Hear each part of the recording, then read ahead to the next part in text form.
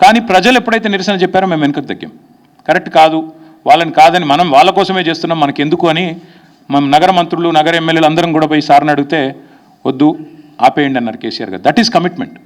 ప్రజాస్వామిక లక్షణం ఉన్నవాడైతే ఆ పని చేస్తాడు. ప్రజలు ఎప్పుడైనా ఏదైనా చెప్తే వింటాడు. కానీ నేను నీ అంతను నా అంత గొప్పవాడు ఎవడు లేడు అనుకుంటే రేవంత్ రెడ్డిలాగా ఉంటుంది. ఇది రేవంత్ రెడ్డి గారు అక్కడేం లేవంటారు. ఇక అక్కడ జింకలు పట్టుకొని నెహ్రూ జూలాజికల్ పార్క్లో పెట్టినారు. నాది కాదు, నెహ్రూ జూలాజికల్ పార్క్ రిపోర్ట్ ఇది నెహ్రూ జూలాజికల్ పార్క్ రిపోర్టు. అందులో స్పష్టంగా ఉంది, హెచ్సియులో జింకలు దొరికితే దాన్ని తీసుకుపోయి ఎక్కడ పెట్టారు, జూ పార్క్లో పెట్టినారు. మరి ఇక ముఖ్యమంత్రికి జింకలు కనబడతలేవట, గుంట నక్కలు కనబడుతున్నాయట. దేశం అంతా కోడై కూర్చుంటే కూడా ముఖ్యమంత్రి గారికి అర్థం కావట్లేదు. Once again I repeat, this press meet is to express our commitment to the people of Hyderabad that this 400 acres of land in Kanche Gachibowli, as soon as we come back into office in a matter of couple of years, we will make this the largest eco park which will be accessible to the citizens and also to the students of Hyderabad Central University. Will preserve biodiversity, will make sure that this will become a top-notch, a model eco park in the entire country, and our track record speaks for itself.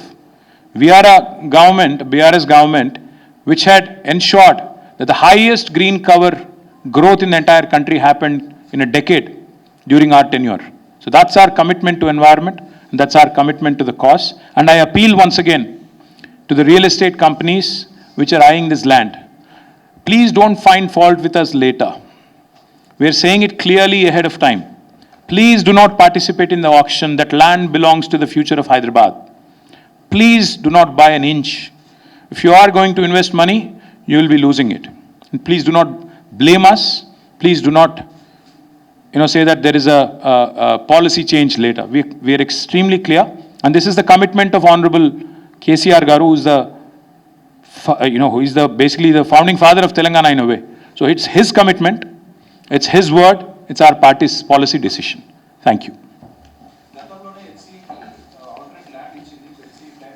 నిన్న హరగోపాల్ గారు చాలా డీటెయిల్గా చెప్పారు brother, ఎక్కడా కూడా ఏమి ఇవ్వలేదు. సరే, నేను ఆ జోలికి పోతలేను. అది హెచ్సియు ల్యాండా గవర్నమెంట్ ల్యాండా అన్నది కాదు పాయింట్. అది ప్రజల ల్యాండ్, హైదరాబాద్ ప్రజల ఆస్తి, హైదరాబాద్ ప్రజల ల్యాండ్. అది మేమేమంటున్నామంటే అక్కడ కొత్తగా ఐటీ పార్కులు కట్టాల్సిన అవసరం అక్కడేం లేదు.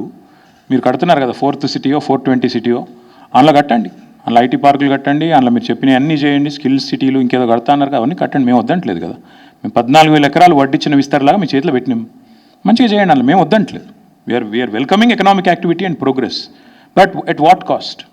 మొత్తం హైదరాబాద్ యాజిటేట్ చేస్తుంటే, ఆ పిల్లలు హైదరాబాద్ కాని వాళ్ళు కూడా యాజిటేట్ చేస్తుంటే, వాళ్ళ ఆందోళనలన్నీ వదిలేసి 400 ఎకరాలు ఒక రియల్ ఎస్టేట్ బ్రోకర్ లాగా ముఖ్యమంత్రి పనిచేస్తుంటే, definitely as a principal opposition KCR garu మా పార్టీలో చర్చించి ఈ నిర్ణయం తీసుకున్నారు. We're committed to it.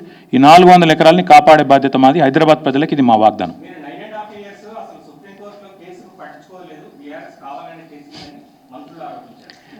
మంత్రులు నేనేమంటున్నా అంటే వారికి పాపం విషయం తెలియదు.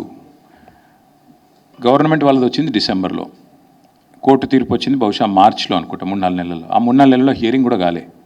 ఏదో మాట్లాడతారు, తెలిసి తెలియక ఏదో వాగుతూ ఉంటారు.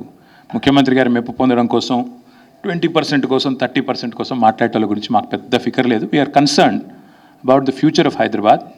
ఈ 400 ఎకరాల విషయంలో మా పార్టీ విధానం సుస్పష్టం. ఈ 400 ఎకరాలని ఒక హైదరాబాద్ మెచ్చే ఒక మణిహారం లాగా, ఒక ఈకో పార్క్ లాగా తయారు చేస్తాం. కాంగ్రెస్ స్టాండ్ ఏంటో చెప్పమని చెప్పండి, నేను కొడతాం.